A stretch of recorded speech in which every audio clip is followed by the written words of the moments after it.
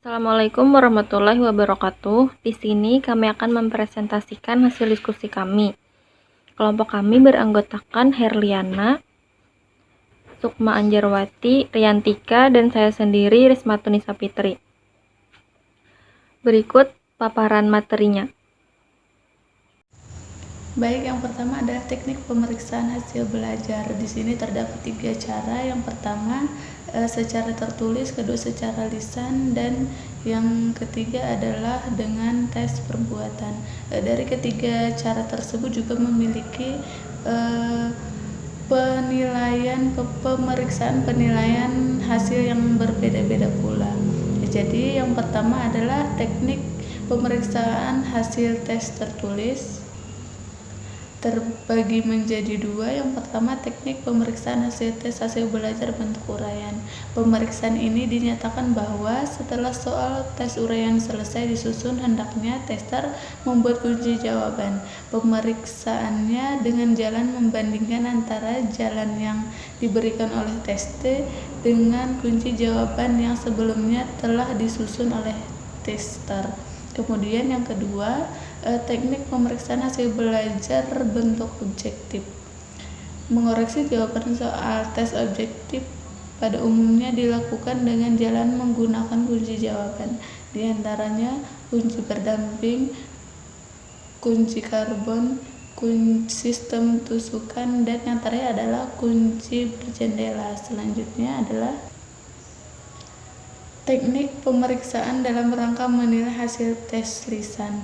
Dalam hal ini, pemeriksaan terhadap jawaban-jawaban tes hendaknya dikendalikan oleh pedoman yang pasti. Misalnya, yang pertama, kelengkapan jawaban yang diberikan oleh tes. Kemudian, yang kedua, kelancaran tes dalam mengemukakan jawaban. Yang ketiga, kebenaran jawaban yang dikemukakan.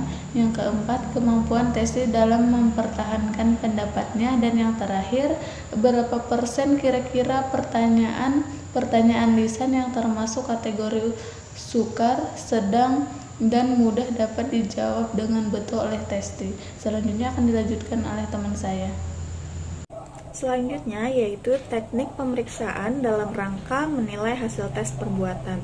Dalam teknik pemeriksaan dalam rangka menilai hasil tes perbuatan, pemeriksaan hasil-hasilnya dilakukan dengan menggunakan pengamatan.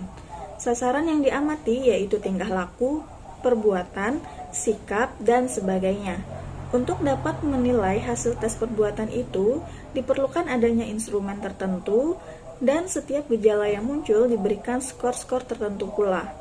Ciri dari tes perbuatan yaitu menuntut testi untuk melakukan perbuatan tertentu. Tidak cukup dikatakan atau dituliskan untuk menjawab tes tersebut.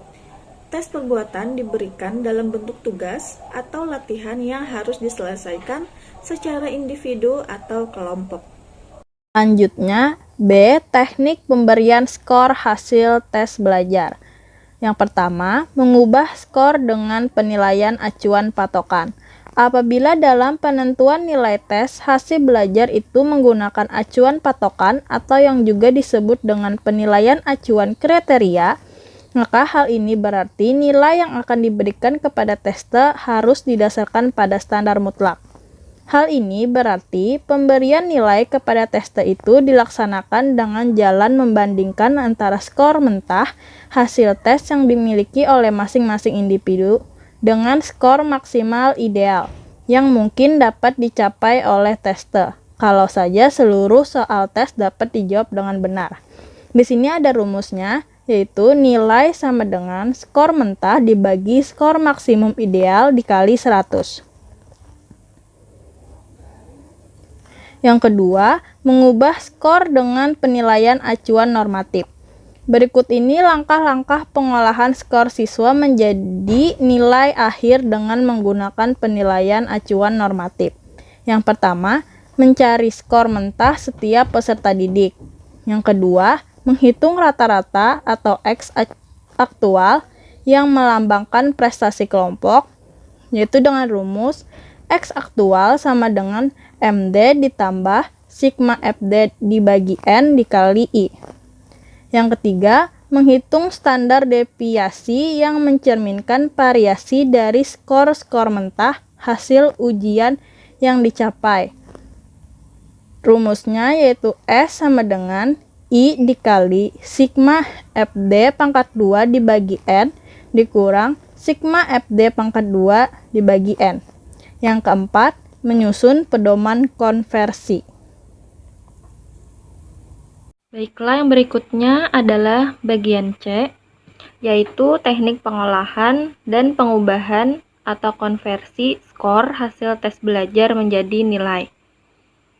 Next-nya, menurut Woodward tahun 1961, ada dua jenis pedoman yang bisa digunakan untuk menentukan nilai atau mengubah skor menjadi nilai sebagai hasil evaluasi, yaitu yang pertama, dengan cara membandingkan skor yang diperoleh seorang individu dengan suatu standar yang sifatnya mutlak.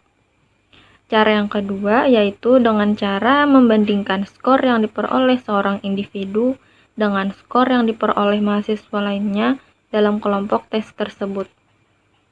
Baiklah, demikian presentasi dari kami. Kami ucapkan Assalamualaikum warahmatullahi wabarakatuh.